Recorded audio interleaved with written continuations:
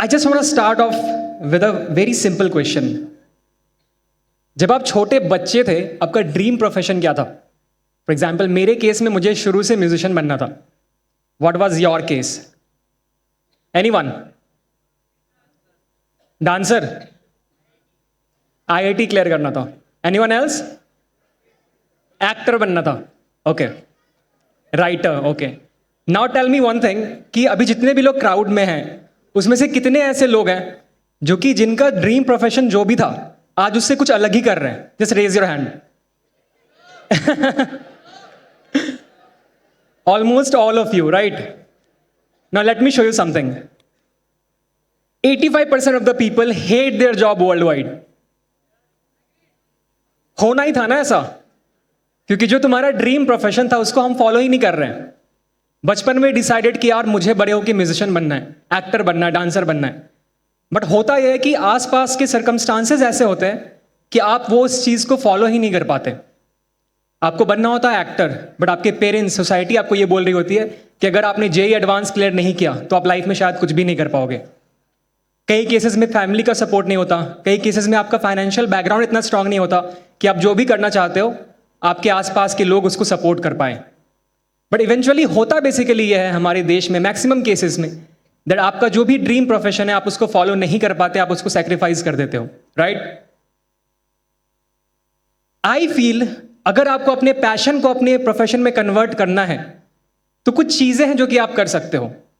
And आज मैं उसी के बारे में बात करने वाला हूं, क्योंकि मेरी सिमिलर स्टोरी है. मैंने बचपन में जो सपने देखे थे, मेरे आसपास के सर्कमस्टांसेस बिल्कुल भी ये डिक्टेट नहीं कर रहे थे कि मैं उन सपनों को कभी भी पूरा कर पाऊंगा. लेकिन अगेंस्ट ऑल द ऑड्स मैंने वो सब कुछ किया जो कि मैं बचपन में ड्रीम करता था करने का. Before I start sharing my story, I want to share something else. Generally when you ask someone कि what it takes to convert your passion into your profession, एक चीज बोलेंगे लोग, वो होगा पहला वाला पॉइंट कि क्या आप में इनफ टैलेंट है. बट मैंने अपनी इस जर्नी में रियलाइज किया कि सिर्फ टैलेंट से कुछ नहीं होता यार. Because there are so many people जिनके पास बहुत सारा टैलेंट है बट स्टिल वो बहुत सारी चीजें अचीव नहीं कर पाते जो वो डिजर्व करते हैं. And what I realized in my journey is कि टैलेंट के साथ साथ आपको दो और चीजें चाहिए होती है. Second is resources and third is time. Talent सब कोई समझते हैं, राइट? फॉर एग्जाम्पल अगर मुझे एक डांसर बनना है, डांसिंग में मुझे अपना एक करियर बनाना है, तो उसके लिए मुझे एक बहुत अच्छा डांसर होना पड़ेगा. कोई उसका और कोई ऑल्टरनेटिव नहीं है. अगर आप कुछ चीटिंग करके डांसर बन भी जाते हो तो आप वहां पे बहुत देर तक सस्टेन नहीं कर सकते, right? So talent we all understand, it's a must, right? Second is resources. कई बार क्या होता है कि हमारे पास टैलेंट होता है बाई बर्थ और आपने मेहनत करके उसको एक्वायर करा होता है, आपके पास वो टैलेंट होता है, लेकिन आप उस टैलेंट का अच्छे से यूज ही नहीं कर पाते. द रीजन इज कि आपको जो रिसोर्सेज चाहिए उस टैलेंट को यूज करके एक प्रोफेशन में कन्वर्ट करने के लिए वो आपके आसपास है ही नहीं. अगर आपको एक अच्छा म्यूजिशियन बनना है तो उसके लिए आपको अपने गाने रिलीज करने होंगे, उसके लिए आपको रिकॉर्ड करना होगा. आपको पता ही नहीं कि रिकॉर्ड कैसे करते हैं. आप जिस शहर से बिलोंग करते हो वहां पे एक अच्छा स्टूडियो ही नहीं है, आप कैसे करोगे? There is no way you can do it, right? And third एक प्रॉब्लम आती है टाइम की. आपके लाइफ में हमेशा एक स्टेज ऐसा आएगा ना जब आपके पास टैलेंट भी होगा, आपके पास रिसोर्सेज भी होंगे. For example I am sure कि आप में से बहुत सारे लोग अभी प्लेसमेंट पे बैठेंगे और आपको जॉब मिल जाएगी, बहुत अच्छी जॉब होगी, बहुत सारे पैसे दे रहे होंगे, आपके पास पैसे होंगे, इतना सारा टाइम कॉलेज में था, आई एम श्योर आपने अपने उस पैशन को एक्सप्लोर किया होगा, तो आप उसमें भी शायद अच्छे हो गए होंगे. लेकिन अब उस पॉइंट ऑफ टाइम पे आपके पास टाइम नहीं होगा. तो the answer is, in case you want to convert your passion into your profession, the only way you can do it is if you have a correct balance of all these three aspects, talent and resources and time. इन तीनों का perfect combination अगर आपके पास नहीं है तो वो passion सिर्फ हॉबी बन के रह जाएगा. Now, whatever I'm saying it from my personal experience. मेरा नाम है दीपांशु राज. I graduated from IIT Delhi. 3 degrees थी मेरे पास, है मेरे पास BTech and MTech in Chemical Engineering and a minor degree in Business Management. But इसकी कहानी की शुरुआत यहां से नहीं होती है. कहानी की शुरुआत होती है मेरे होम टाउन बिहार से. या दैट इज मी. ये हमारा एक क्लासिक आउटफिट है जो हम बिहार में पहनते हैं कई बार, एटलीस्ट उस टाइम पे तो पहनते थे. And this picture was taken at my nannies place and I was 8 years old. I remember because उस टाइम पे धूम 1 रिलीज हुई थी, तो इसलिए मुझे वो याद है. उस टाइम का सिचुएशन वहां पे ऐसा था ना दैट अगर आपको लाइफ में कुछ भी बड़ा करना है एटलीस्ट मैं अपने आसपास के सराउंडिंग की स्टोरी बता रहा हूँ। आपको एक चीज़ करनी होती है, या तो आप यूपीएससी क्लियर कर लो या फिर आप आईआईटी क्लियर कर लो। अगर आपने इन दोनों में से किसी भी एक चीज़ को क्लियर कर लिया तो आप लाइफ में सक्सेसफुल हो जाओगे। मैं छोटा था, मैंने देखा कि यार सब कोई पढ़ाई करने के लिए बोल रहे हैं, तो मैं भी पढ़ने लगा, क्योंकि मेरे पास और किसी भी चीज़ का एक्सपोजर था ही नहीं। The only exposure I had was कि साल में एक बार डैड ट्रिप के लिए ले जाते थे वैष्णो देवी, तो वहाँ पे जो भी मैं देखता था, जो भी मैं सीखता था, वहाँ से मैं आता था, बट उसके अलावा और कुछ दुनिया ही नहीं थी मेरी। इट वॉज ओनली पढ़ाई पढ़ाई एंड पढ़ाई, एंड थैंकफुली मैं पढ़ाई में बहुत अच्छा हो गया। बट धीरे धीरे जैसे समय बीतने लगा, मैं क्लास 7th में आया, एंड 7th में ना हमारे घर में एक टीवी आया with dish antenna connection and everything. And TV पे एक चैनल आता था VH1, आपने सुना है इसका नाम? इंग्लिश गाने आते हैं उस पर। तो वन रैंडम डे मैं VH1 ऐसे स्क्रॉल कर रहा था, कुछ देखने के लिए जा रहा था, VH1 देखा मैंने, वहाँ पे एक आर्टिस्ट का एक परफॉर्मेंस, एक कॉन्सर्ट आ रहा था। The artist was Enrique Iglesias, and वो कॉन्सर्ट में परफॉर्म कर रहा था, and there were like lakhs of people just going crazy over him कि यार मुझे इस बंदे को बस सुनना है, देखना है, टच करना है ना। आई वाज लाइक यार ये क्या हो रहा है, एक इंसान बस एक गाना गा रहा है, उसके लोग इतना पागल हो रहे हैं। And that was the exact day when I decided कि यार मुझे ना कुछ ऐसा ही करना है, कुछ एंटरटेनमेंट इंडस्ट्री में करूंगा, सिंगिंग, एक्टिंग, डांसिंग, क्योंकि धूम भी देखा था मैंने, तो एक्टर बनने का भी थोड़ा सा मन था। But the next thing that I do was a turn off for me. मैं अपने मॉम के पास जाता हूँ, एंड मैंने मॉम को बोला, पापा को भी बोला कि मुझे गिटार दिला दो, क्योंकि मैंने देखा था कि VH1 पे जो आर्टिस्ट थे ना वो गिटार प्ले करते थे। मम्मी ने बोला कि यार गिटार वगैरह प्ले करने से कुछ नहीं होने वाला, पहले पढ़ाई पे फोकस करो, ये सब तो मतलब टाइम पास चीज़ है, पहले एक बार अच्छे से 10th का एग्जाम क्लियर कर लो, 12th का एग्जाम क्लियर कर लो, फिर करते रहना गिटार प्ले, कोई प्रॉब्लम नहीं है। तो मैंने सोचा यार कि मम्मी ने जो मुझे ये बोला उसका क्या रीज़न हो सकता है। आज लाइक इसके दो ही रीजन हो सकते हैं। नंबर 1, या तो मम्मी की मेंटल कंडीशनिंग ऐसे ही हुई है, क्योंकि वो बॉर्न एंड ब्रॉट अप एक सर्टेन वे में हुई है कि उनके अकॉर्डिंग अगर मैंने पढ़ाई नहीं की तो मैं लाइफ में कुछ कर ही नहीं पाऊंगा, क्योंकि मम्मी ने थोड़ी देखा है एनरिके इग्लेसियस को परफॉर्म करते हुए, मैंने देखा है। तो this could be one of the reasons कि मम्मी को लगता है कि गिटार लेके मैं कुछ भी नहीं कर सकता लाइफ में। एंड दूसरा रीजन कुड बी कि शायद हम गिटार अफोर्ड ही नहीं कर सकते। मैंने बहुत सोचा इसके बारे में, एंड आई रियलाइज कि दोनों ही रीजंस है कि ना तो हम गिटार अफोर्ड कर सकते हैं, और ना ही मेरे पेरेंट्स का थॉट प्रोसेस पॉइंट पे ऐसा था कि मैं एक गिटार प्ले करके, गाने गा के कुछ अच्छा अपनी लाइफ में कर सकता हूँ। तो उस पॉइंट पे मैंने ये रियलाइज़ किया कि यार अगर मैं अपने पेरेंट्स को कन्विंस करने के लिए जाऊँ इस चीज़ के लिए कि मुझे सिंगिंग करने दो, मुझे सिंगिंग सीखने दो, गिटार प्ले करने के लिए सीखने दो, तो वो कभी इस चीज़ से कन्विंस ही नहीं होने वाले। वो लड़ाई ना वन साइडेड है, वो कभी भी इस चीज़ को मानेंगे ही नहीं कि इस चीज़ में मैं कुछ बड़ा कर सकता हूँ। And that was the exact day when I decided कि आज के बाद से ना मैं अपने पेरेंट्स को कभी किसी चीज़ के लिए कन्विंस नहीं करूँगा, मैं कन्वे करूँगा कि मैं जो भी चीज़ें कर रहा हूँ ना उसमें इतना पोटेंशियल है कि मैं उसको करके एक बहुत ही सक्सेसफुल करियर बना सकता हूँ। क्योंकि मुझे उनसे बात करके, उनकी सिचुएशन को देख के एक चीज़ समझ में आ गई थी कि वो मेरा बुरा नहीं चाहते, उनकी कंडीशनिंग ही ऐसी है, उन्होंने जो चीज़ें देखी है उनके अकॉर्डिंग अगर आप यूपीएससी और आईआईटी क्लियर नहीं करते हो तो आप लाइफ में अच्छा नहीं कर सकते। तो मैं उनको लाख समझा लूँ कि मुझे गाना गाने दे दो, मैं बहुत बड़ा कर दूंगा, वो उससे अग्री नहीं कर सकते। तो मैंने सोचा कि मेरे आसपास को जो सर्कमस्टांसेस हैं अगर मैं उसको देखूं तो दो ऑप्शंस हैं, या तो मैं यहीं पे अभी गाना गाना शुरू कर दूं, बहुत अच्छे से सिंगिंग क्लासेस करूं, बहुत सारा गाना सीखना शुरू कर दूं, एंड उसके बाद मैं अपलोड करना शुरू कर दूं, एंड शायद मेरा कोई गाना वायरल हो जाए एंड मैं शायद बहुत बड़ा स्टार बन जाऊं। जैसे कि कहानियाँ चलती थी कि जस्टिन बीबर ने एक सॉन्ग प्ले किया कहीं पे, किसी ने उसको देख लिया एंड वो सेलिब्रिटी बन गया and all that. But eventually I realized कि बाई एनी चांस अगर ये फेल हो जाता है तो जो दूसरी चीज़ मेरे साथ होने वाली है कि मुझे अपने डैड के शॉप पे बैठना पड़ेगा। कोई प्रॉब्लम नहीं है उसमें, बट उस पॉइंट ऑफ टाइम पे मेरा ड्रीम था कि मुझे एक म्यूजिशियन बनना है, एंड मैं चाहता था कि मुझे उसी पाथ पे जाना है। तो मुझे लगा कि उस पॉइंट ऑफ टाइम पे द ओनली थिंग जो कि मुझे अपने ड्रीम्स के एक स्टेप क्लोजर लेके जा सकता है वो ये है कि मैं एटलीस्ट सबसे पहले अपने शहर से बाहर निकलूं और किसी एक ऐसे इन्वायरमेंट में जाऊं जो कि मेरे इस पैशन को, मेरे इस ड्रीम को जज ना करे, जो इस ड्रीम को सपोर्ट करे, और एक ऐसे इन्वायरमेंट में जाऊं जहां पे मेरे पेरेंट्स को मेरे पे डाउट ना हो, उनको मेरे करियर को लेकर टेंशन ना हो, उनको लगे कि हाँ यार अगर ये इंसान अभी यहाँ पे पहुंच गया तो ये लाइफ में कुछ ना कुछ तो कर ही लेगा।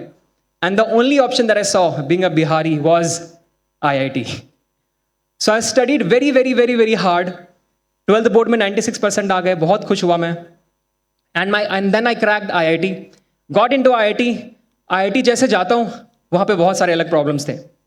लाइक आई मेंशन्ड कि अगर आपको अपने पैशन को अपने प्रोफेशन में कन्वर्ट करना है, जो पहली चीज आपके पास होनी चाहिए वो था, यू रिमेंबर इट, टैलेंट।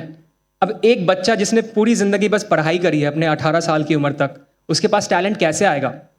मेरे पास म्यूज़िक का एम नहीं था, मुझे कुछ भी नहीं पता था गाना गाने के बारे में। मेरे पूरे खानदान में दूर दूर तक किसी ने गाना छोड़ो, अच्छे से गाना सुना भी नहीं होगा एक। ऐसे में मुझे कैसे पता होगा कि कैसे गाते हैं, कैसे क्या करते हैं? कॉलेज तो पहुंच गया, और कॉलेज पहुंचने के बाद मेरे अंदर बहुत सारा कॉन्फिडेंस था। आई वाज लाइक कि अब तो मैं स्टार बन ही जाऊंगा, क्योंकि कॉलेज में रिसोर्सेज हैं। मेरा वो क्लियर था कि एक ऐसा जगह जाऊंगा जहाँ पे रिसोर्सेज की कोई कमी ना हो। इट वॉज IIT दिल्ली, बहुत सारी फैसिलिटीज़, बहुत सारी चीज़ें वहाँ पे ऑलरेडी अवेलेबल थी। दिल्ली था वो, रिकॉर्डिंग स्टूडियो सब कुछ था वहाँ पे, लेकिन वहाँ पे अलग प्रॉब्लम्स थे। रिसोर्सेज वाली चीज़ें आ गई थी क्योंकि मैं साइड इनकम के लिए बहुत सारी चीज़ें करने लगा था। पार्ट टाइम जॉब, लाइक मैं लोगों के लिए वीडियोस एडिट करके उनको सेंड करता था, वो मुझे पैसे पे करते थे, उसको मैं इन्वेस्ट कर सकता था अपने सॉन्ग रिकॉर्डिंग एंड बाकी चीज़ों में। तो रिसोर्सेज वाला मेरा प्रॉब्लम कॉलेज में आके सॉल्व हो गया था। अब मेरा प्रॉब्लम था टैलेंट, क्योंकि मैंने कभी म्यूजिक सीखा ही नहीं था। जब मैंने अपने पहले सॉन्ग कवर को अपलोड किया यूट्यूब पे, मेरे कॉलेज वाले लोगों ने मुझे बहुत ज़्यादा सुनाया। दे वर लाइक कि ये क्या कर रहा है, ये टाइम वेस्ट कर रहा है, इट्स नॉट गुड। जो निगेटिविटी होती है, जो ट्रोलिंग होती है इंटरनेट पे, आपको उसके बारे में अच्छे से पता है। इनिशियली मुझे लगा कि यार इन लोगों को पता नहीं है अभी, ये फ्यूचर स्टार जस्टिन बीबर वाले लेवल के एक आर्टिस्ट को जज कर रहे हैं। बट इवेंचुअली आई रियलाइज्ड कि वो जो कह रहे हैं वो बिल्कुल सही कह रहे हैं, क्योंकि जो मैं कर रहा हूँ वो उतना अच्छा है ही नहीं जो कि मुझे उस लेवल तक किसी एक टाइम पे लेके जा सके। And then I started working on my skills. Now skills धीरे धीरे आने लगी थी, रिसोर्सेज आने लगे थे, क्योंकि मैं कॉलेज में था ऑलरेडी। अब प्रॉब्लम थी टाइम की, क्योंकि IIT दिल्ली का एकेडमिक्स बहुत ज़्यादा हेक्टिक था। मेरे पास इनफ टाइम ही नहीं था कि मैं अपने पैशन, अपने ड्रीम्स को दे सकूं। 75% attendance policy and so many other things, exams इतने सारे होते थे। अब ये करते, रिलेट कर पा रहे हो उससे? Of course. अब ये करते करते मैं कॉलेज के फाइनल ईयर तक पहुंच गया। मेरा गोल ये था कि कॉलेज के फाइनल ईयर तक आते आते ना मैं अपने सिंगिंग करियर से, मैं अपने यूट्यूब चैनल से इतने पैसे कमाने लग जाऊं कि मुझे प्लेसमेंट में बैठने की जरूरत ही ना पड़े। क्योंकि अगर मैं ये कर लेता हूं तो मुझे अपने पेरेंट्स को इसके लिए कन्विंस करने की जरूरत ही नहीं पड़ेगी कि मैं प्लेसमेंट में बैठूं या ना बैठूं। वो बोलेंगे हाँ ठीक है, तू जो कर रहा है बहुत अच्छा कर रहा है। हाँ, यूपीएससी के लिए तभी भी बोलते वो, बट एटलीस्ट प्लेसमेंट में बैठने के लिए शायद नहीं बोलते। बट जैसे ही मैं कॉलेज के फाइनल ईयर पे पहुंचता हूं, the amount of money that was making was not enough, क्योंकि मेरे यूट्यूब पे 100 के सब्सक्राइबर जरूर हो गए थे, बट पैसे वगैरह कुछ नहीं आ रहे थे सच। तो the only option that I had was कि मैं प्लेसमेंट के लिए बैठूं।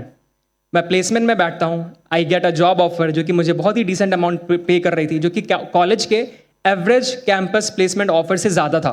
तो मैं बहुत खुश था, मेरे पेरेंट्स बहुत खुश थे। लेकिन वहाँ पे ना मुझे एक बहुत ही ज़्यादा इनसिक्योरिटी फील होने लगी। द रीज़न वॉज कि मेरे कॉलेज के म्यूज़िक क्लब में ना बहुत सारे ऐसे लोग थे जो कि म्यूज़िक करना का चाहते थे फॉलो, बट वो म्यूज़िक कभी फॉलो ही नहीं कर पाए, क्योंकि उन्होंने ये बोला कि जब मैं जॉब ज्वाइन करूंगा ना, वहाँ पे मैं 1 साल जॉब करूंगा, उसको छोड़ दूंगा, और जो पैसे मैंने कमाए होंगे उसको म्यूज़िक में इन्वेस्ट करूंगा। बट वॉट हैपेंड वॉज कि कभी ऐसा हो ही नहीं पाया। उन्होंने वो जॉब कभी छोड़ा ही नहीं, वो आज तक उसी जॉब में लगे हुए हैं। बिकॉज आप जब एक बार एक certain type of life style को अकस्टम कर जाते हो, आप उससे बाहर नहीं निकल पाते हो, बहुत टफ होता है। तो मुझे ये डर था कि मुझे जॉब ऑफर बहुत अच्छी मिल गई है, मेरी फैमिली बहुत खुश है, मैं बहुत खुश हूँ, लेकिन अगर मैंने इस जॉब को ले लिया तो शायद मैं जिंदगी भर यही जॉब करता रह जाऊंगा, मैं शायद कभी अपने पैशन को फॉलो ही नहीं कर पाऊंगा। 6 महीने के बाद the amount of money that was making was way more than the campus placement offer that I had got. And इसी रीजन से मुझे अपने पेरेंट्स को कभी इस चीज़ के लिए कन्विंस करने की जरूरत ही नहीं पड़ी कि मैं क्यों अपने कैंपस प्लेसमेंट को मना कर दूं। फैमिली वॉज वेरी हैप्पी, सब कुछ हो रहा था। And just then the second big thing happened in my life, which is the song मेरा सफर that I just sang went viral on Instagram. ऐसा लग रहा था उस पॉइंट ऑफ टाइम पे ना कि जो सारी चीज़ें मैंने करी थी, लाइक एनरिके इग्लेसियस को टीवी पे देखना, वो स्ट्रगल करना जब मैं जेई का प्रिपरेशन दिल्ली में कर रहा था, मेरे इतने बाल टूटते थे, मैंने अपना हेड शेव करा के रखा था। All of those things like coincided at that one point when that song मेरा सफर went viral. You know why? Because जो गाना मेरा सफर है ना, वो मैंने लिखा था अपने हॉस्टल रूम में। एंड मैंने अपने हॉस्टल रूम में उस गाने को इसलिए लिखा था क्योंकि मैं उस टाइम पे बहुत ही डिमोटिवेटेड फील कर रहा था कि यार मुझे अब जॉब करना पड़ेगा, शायद मैं म्यूजिक कर नहीं पाऊंगा। तो I written that song just to motivate myself. And बिल्कुल करेक्ट टाइम पे जब मुझे चूज करना था कि मुझे अपना पैशन फॉलो करना है, जॉब नहीं करना है, वो गाना वायरल चले जाता है। Just imagine, everything fell into a place that was needed at that point of time, and things just change forever. And this is right now me standing in front of you sharing my journey now.